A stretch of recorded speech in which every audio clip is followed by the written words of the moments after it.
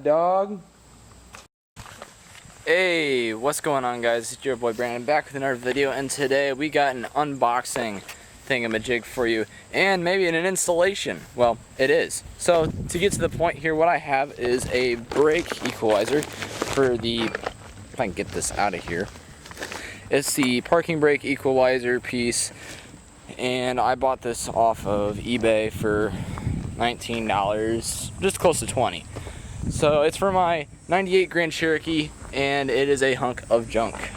So thing is, the old one is really rusty, and I will show you that here in just a second. Okay, so minus the noise from my stereo, your e-brake cable, once I can square them under here, is that thing right there. So the equalizer is that metal piece. Hold on, let me get back here farther. Alright, so that piece right there, where I have zip ties, duct tape on, that is the piece we are replacing. If I take off the zip ties and duct tape, there is a nut that goes right there, and basically that's the adjustment piece that allows your emergency brake and rear brakes to adjust. Now, over time the cables will stretch or the pads will wear out, and you're gonna need to tighten it up. So in this case, with it being as rusty as it was, I couldn't tighten it up, and there was about that much play within that, and there was nothing gripping the rear wheels. So I'm gonna go ahead and show you how exactly to get these off and put it back on. And if you guys haven't already, get one of these utility thingamajigs.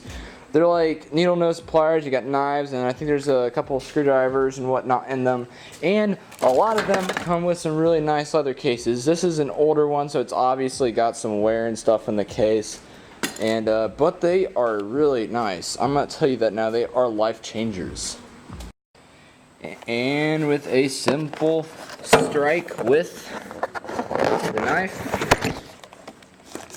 guess what we have here?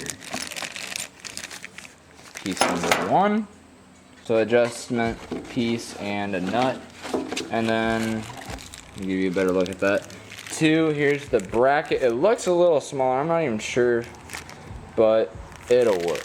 It is specifically made for this series of Grand Cherokees, and yes, I did do the gold window trim. It actually used some gold hammered paint, and the rims were like that when I bought it. One of my friends did that. Alright, let's go ahead, unbox these, and I'll show you how to get the old ones off.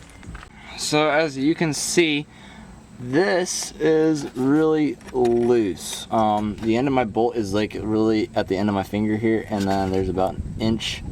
I could still even pull on this and get it tighter. So there's the play. You do not want that. I think this line was maxed out at a time, and it's literally just done, so I probably have to replace the shoes too. But anyways, for now, I don't have that kind of money, so I'm just gonna deal with it. Alright, I'm gonna show you this. Usually you take the nut out to get this off, but with the fact that it's literally rusted on there, I'm gonna try to see if I can wiggle these things out and do it that way, because there's a lot of play in there. Okay, if your cable was really loose like mine, you can see in there that you basically just point this cable down to kind of center it, and then as soon as you get that up and around there, this thing will just pop out, and then you'll have enough play to get these rusted on cables off of here.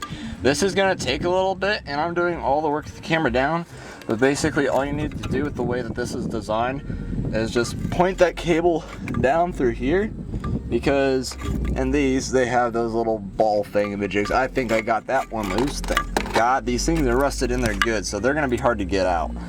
So that is what is requiring me both of my hands. Usually you would take this nut out, and then they should be a lot easier to grip onto this, but I kind of don't have that ability right now. Anyways, let's get to it. Alright, so I did end up getting that part off, and it was easy and simple. Finally, a rusted part you can get off without major issues. So right here is your master line that goes up to your handbrake, and these two go to your different rear wheels. A big tip that you want to look at is make sure you have the right parts. So I mentioned that this was a little bit smaller than what I thought it was. Well, ends up we were smack dab perfect. So that being a good thing, let's check out the rest of the stuff. Okay, notice I got my engine jacked up there so it don't fall off the transmission. Anyways, so we got our two pieces here. You got that, which is still attached by the way, and then you have this. Let's just make sure that technically they're the same size. It looks like they're slightly different, but I don't think that's gonna affect it too much. So we're just gonna have to play with it and see what we can do. I mean, it's eBay, you ain't gonna get everything right, but who knows, this could just be a better version of it. So we're gonna go ahead and take our chances and see what we can't do to this thing to make it work. Also, make sure your hardware fits and is correct for the piece of equipment that you're working on. So I'm gonna go ahead and test that. And it looks like we are so far so good. Careful, that exhaust shield is sharp, or it can be. Alright, so like I said, how this has a little angle piece. Basically, you stick one end on one. So, through the center there. You can kind of see how I did that. And then you're going to stick the other end through. It's easier if you line up both at the same time, so that way you can get this on. And then basically, you twist it so it goes around that little corner there, and you pull it back, or make sure it's pulled back, and there you have it. That's part one. Now part two, which you probably could have done first to have a little bit more working room, is this one. Oh, I did do one thing though. Make sure you know which way these are going on. So I believe from how it looked was that with this knob it probably goes inside the middle here, so I'm just gonna like that. See, it's locked in there. That's probably what it was, so it weighs nice and straight. So you're gonna do that, and then eventually I'm gonna feed this stud right through the center hole in this bracket piece, and we're gonna tighten our nut down. Now, obviously, I'm not gonna be able to get it on with the nut on, so I'm gonna have to take it off. I just kept it on there so I wouldn't lose it. And just like that, we have it replaced. Out with the old, and in with the new. Chris Fix says it just right. Also, anytime that you are under a vehicle, it is also a good time to check for leaks. Alright, so one thing I know that this is all wet back here, and I assume that I have a transfer case leak. Let's go ahead and get some of this oil. Yeah, that looks like transmission fluid to me. Some vehicles, their transfer case uses the same type of transmission fluid that goes in your transmission for that same vehicle. What do you know? It'll get you by.